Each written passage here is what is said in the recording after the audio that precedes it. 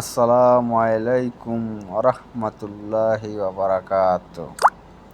আলহামদুলিল্লাহ, আল্লাহর রহমতে সবাই ভালো আছেন যারা আমার ভিডিওটা দেখছেন।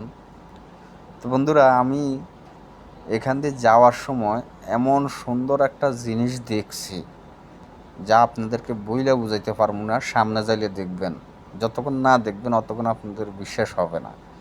তার মূল কথা হইলো, আমি এখান দিয়ে যাইতে আছি, কাজের মধ্যে আমরা যাইতে আছি। রাস্তাটা আমার কাছে অনেক সুন্দর লাগছে, এই জন্য আমি মোবাইল হাতে ছিল, ভিডিও করতে আছি।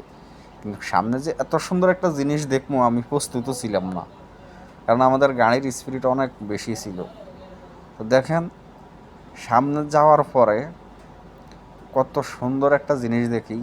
আপনারা যদি মুসলমান হইয়া থাকেন, আপনাদের মনটা বইরে যাবে, এত ভালো লাগবে আপনাদের কাছে। দেখেন, এই যে দেখেন, আমাদের সবচেয়ে পছন্দের একটা ঘর, আল্লাহর ঘর, মসজিদ।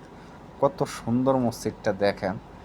আমি ক্যামেরাটা না ঘুরেই পারি নাই। দেখেন, আসলে এটার জন্য আমি প্রস্তুতি ছিলাম না যে এত সুন্দর একটা মসজিদ এখানে আছে, আমি ভিডিও করবো সুন্দর মতে।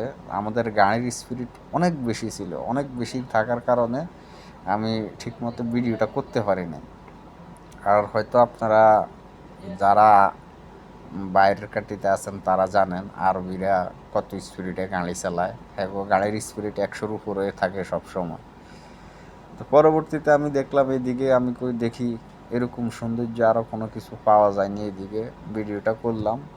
পরবর্তীতে দেখলাম এখানে আছে সব পাথরের পাহাড়, আর কিছু ফ্লাইওভার ব্রিজ আছে, আর অন্য কিছু নেই। পুরা মরুভূমি। ওই যে দেখতে আছেন, আকাশের মধ্যে লাগিয়ে রয়েছে পাহাড়গুলা, সব ধোঁয়া দেখা যাইতে আছে, পরিষ্কারভাবে দেখা যায় না। এটা আসলে যখন রোদ বেশি উঠে তখন এরকম হয়ে থাকে, পাহাড়ের উপরে ধুমা হয়ে থাকে।